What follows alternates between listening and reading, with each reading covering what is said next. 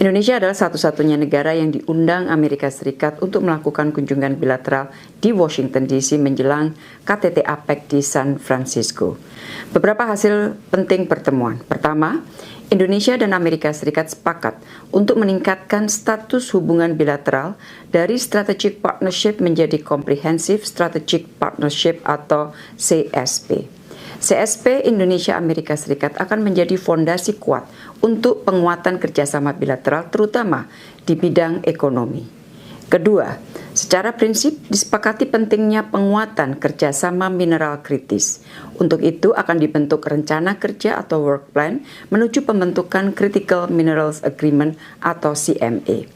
Jika CMA sudah dimiliki, maka Indonesia akan dapat menjadi pemasok kebutuhan baterai EV di Amerika Serikat secara berkesinambungan untuk jangka panjang. Ketiga, kedua pemimpin sepakat pentingnya segera diimplementasikan Just Energy Transition Partnership atau JETP.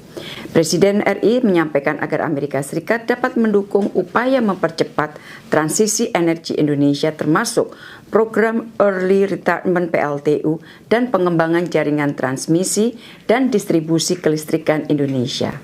Keempat, Indonesia telah terpilih sebagai salah satu mitra International Technology Security and Innovation Fund dari Amerika Serikat. Hal ini akan membuka jalan bagi penguatan rantai pasok semikonduktor. Kelima, untuk meningkatkan perdagangan, Presiden mengingatkan pentingnya perpanjangan GSP untuk Indonesia.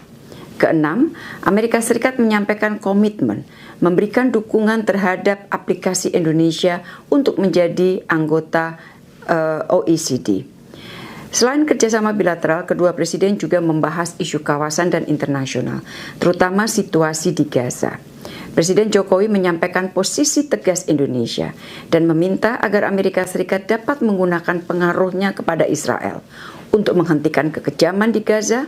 Gencatan senjata oleh Presiden dikatakan sangat penting untuk segera dilakukan dan bantuan kemanusiaan yang aman dan berkelanjutan dapat dilakukan.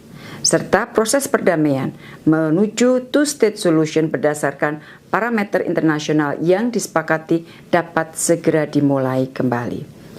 Presiden RI juga menyampaikan hasil keputusan KTT luar biasa OKI yang baru saja diselenggarakan di Riyadh 11 November yang lalu pada saat pertemuan dengan Presiden Joe Biden. Presiden Jokowi menyampaikan bahwa posisi negara OKI sangat solid dan tegas agar Israel segera mengakhiri kekejamannya di Gaza. Rekan-rekan media yang saya hormati, dari kunjungan ini telah disepakati 6 dokumen kerjasama G2G, termasuk kesepakatan pembentukan Comprehensive Strategic Partnership, kerjasama di bidang kesehatan, ESDM, maritim, dan kebudayaan. Dari sisi bisnis, telah disepakati kerjasama bisnis senilai 25,85 miliar US dollar, antara lain investasi pembangunan carbon capture storage dan kilang petrokimia, pengolahan nikel baterai EV, dan pembangunan modul dan panel surya. Selain pertemuan bilateral, Presiden juga memanfaatkan kunjungan ke Washington DC untuk menyampaikan policy speech di Georgetown University yang dihadiri sekitar 700 peserta. Presiden berbicara mengenai pentingnya kemitraan Indonesia-Amerika Serikat dalam turut berkontribusi bagi penciptaan stabilitas dan kemakmuran dunia.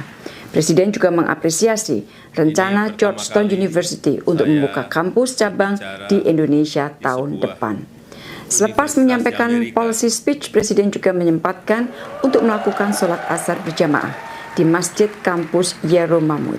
Masjid ini adalah masjid pertama yang didirikan di kampus Jesuit di Amerika Serikat, di mana imam masjid yaitu Imam Yahya Hendi merupakan tokoh Muslim Amerika Serikat keturunan Palestina.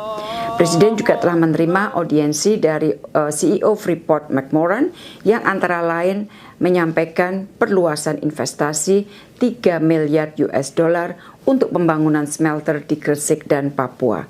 Dan ini tentunya sejalan dengan prioritas Indonesia untuk mengakselerasi hilirisasi industri.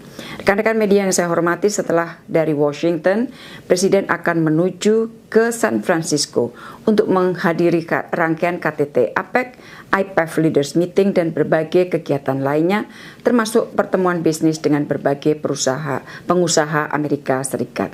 Demikian yang dapat saya sampaikan. Terima kasih.